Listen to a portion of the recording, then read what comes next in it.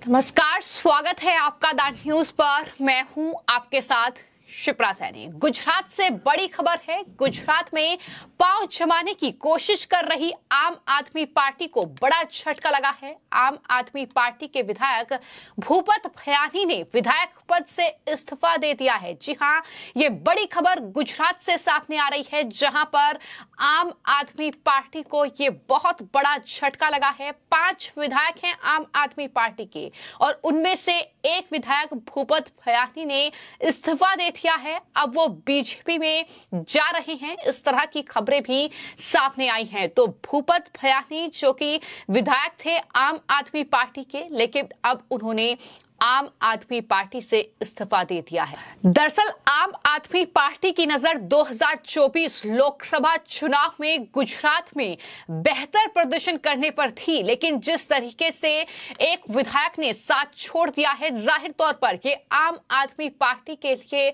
बहुत बड़ा झटका है। भूपत भयानी विसावदर सीट से आम आदमी पार्टी के टिकट पर चुनाव लड़े थे और जीते थे, लेकिन अब उन्होंने इस्तीफा दे दिया है। साथ ही भूपत भयानी ने आम आदमी पार्टी की पोल खोलते हुए ये कहा है कि आम आदमी पार्टी कोई राष्ट्रवादी पार्टी नहीं है।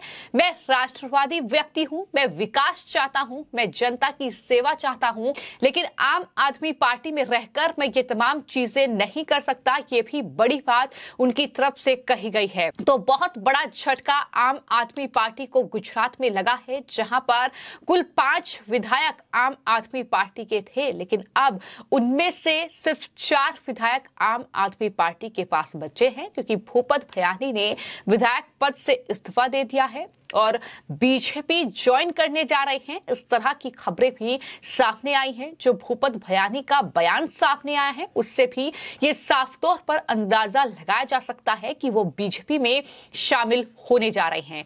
जैसा कि मैंने बताया कि बिसावदर विधानसभा क्षेत्र से उन्होंने जीत हासिल की थी, और जो केशुभाई पटेल के मुख्यमंत्री रहते हुए बीजेपी का गढ़ था, वहां से उन्होंने ये बाजी मारी थी, ये जीत हासिल की थी, लेकिन अब उन्होंने विधायक पद से इस्तीफा दे दिया है, पार्टी का साथ छोड़ दिया है। आम आदमी पार्टी को नुकसान कहीं ना कहीं गुजरात में होता दिखाई दे रहा है। अभी चुनाव अगले साल लोकसभा के होने हैं, और कोशिश आम आदमी पार्टी की यही थी कि कुछ मजबूत आम आदमी पार्टी को गुजरात में किया जाए, लेकिन एक के बाद एक नेता जो है वो उनका साथ छोड़ रहे हैं।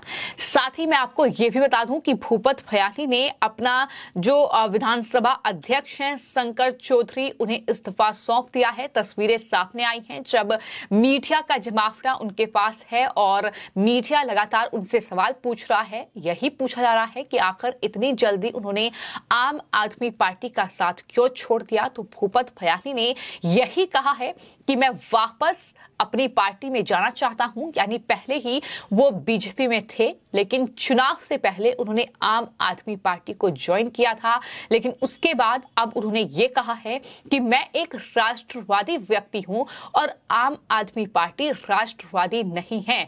भले ही अरविंद केजरीवाल ये कहते हो कि मैं कट्टर ईमानदार हूं, मैं कट्टर देशभक्त हूं, लेकिन उनके अपने नेता उन पर भरोसा नहीं कर पा रहे हैं। जिस तरीके से लगातार आम आदमी पार्टी के घोटाले और भ्रष्टाचार की लिस्ट जो है वो लंबी होती जा रही है, तो ऐसे में अब आम आदमी पार्टी के जो बड़े चेहरे हैं अलग अलग राज्यों में, वो भी उनका साथ छोड़ रहे हैं, और उन्हीं में से एक हैं भूपत भयानी, जिन्होंने विधायक पद से इस्तीफा दे दिया है।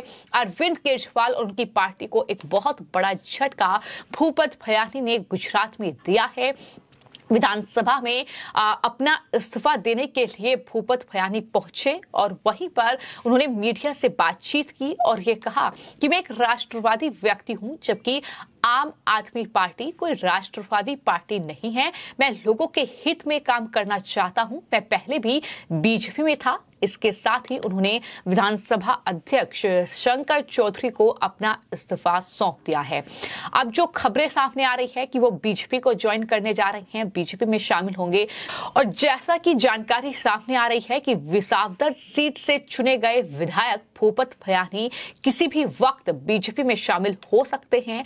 आखिर वो कब बीजेपी में शामिल होंगे, इसको लेकर कोई अहम जानकारी उनकी तरफ से अब तक नहीं दी गई है, लेकिन बीजेपी में शामिल होने की खबरों पर कहीं ना कहीं अब मुहर लग रही है। जिस तरीके से भूपत भयानी के बयान सामने आए हैं और ये साफ संकेत उन्होंने दिया है कि मैं राष्ट्रवादी व्यक्ति हूं और बीजेपी में शामिल होने का ये एक तरीके से संकेत है। और जैसा कि सूत्रों के हवाले से जानकारी सामने आई है कि दरअसल जो उन्होंने इंटरव्यूज अलग अलग चैनल को दिए हैं उसमें हाल ही में भैंसन में आम आदमी पार्टी के कार्यकर्ताओं की एक बैठक हुई थी, जिसमें भूपत भयानी ने बीजेपी में शामिल होने का साफ तौर पर संकेत दिया था और साथ ही ये कहा कि अब मतदाताओं को 2 झटके नहीं देने हैं, इसे इस तरह से करना है कि सारा काम एक ही बार में खत्म हो जाए।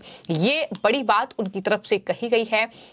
आपको मैं ये भी बता दूं कि सौराष्ट्र की विसावदर सीट पूर्व मुख्यमंत्री गुजरात के केशुभाई पटेल की पारंपरिक सीट मानी जाती है। केशुभाई पटेल के बाद हर्षद रिब्दिया इस सीट से कांग्रेस के टिकट पर चुने गए और विधानसभा पहुंचे। हालांकि पिछले विधानसभा चुनाव के दौरान हर्षद ने कांग्रेस से नाता तोड़ बीजेपी का दामन थाम लिया और चुनाव मैदान में उतर गए, लेकिन बाजी जो है वो दरअसल आम आदमी पार्टी के जो उम्मीदवार थे भूपत भयानी उन्होंने मारी। वो विधायक चुने गए, लेकिन अब उन्होंने आम आदमी पार्टी से इस्तीफा दे दिया है, जो कि अरविंद केजरीवाल के लिए बहुत बड़ा झटका इसलिए माना जा रहा है क्योंकि 2024 लोकसभा चुनाव को ध्यान में रखते हुए लगातार आम आदमी पार्टी हर एक राज्य में पांव जमाने की कोशिश कर रही है। वो कोशिश कर रही है कि अलग अलग स्टेट में आम आदमी पार्टी का जो वर्चस्व है वो बढ़े,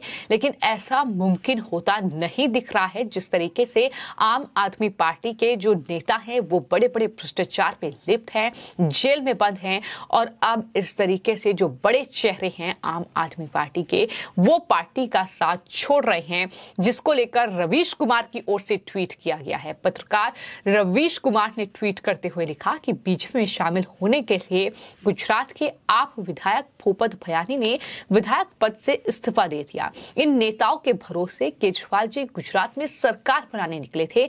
गुजरात विधानसभा चुनाव में मीडिया ने आपको इतनी कवरेज क्यों दी, अब सच सबके सामने है। तो इस तरीके से रवीश कुमार ने भी इस पूरी खबर को लेकर कहीं ना कहीं एक तरीके से तंज कसा है। लेकिन बड़ी जानकारी जो सामने आई है वो यही कि भूपत भयानी ने अरविंद केजरीवाल को बड़ा झटका देते हुए अब वापस बीजेपी को ज्वाइन करने का फैसला कर लिया है, ये कहते हुए कि मैं एक राष्ट्रवादी व्यक्ति हूं और आम आदमी पार्टी ना ही विकास चाहती है, ना ही जनता की सेवा चाहती है और ना ही वो कोई राष्ट्रवादी पार्टी है। फिलहाल आपकी इस पूरे मामले को लेकर क्या राय है, हमें कमेंट बॉक्स में जरूर लिखें। धन्यवाद।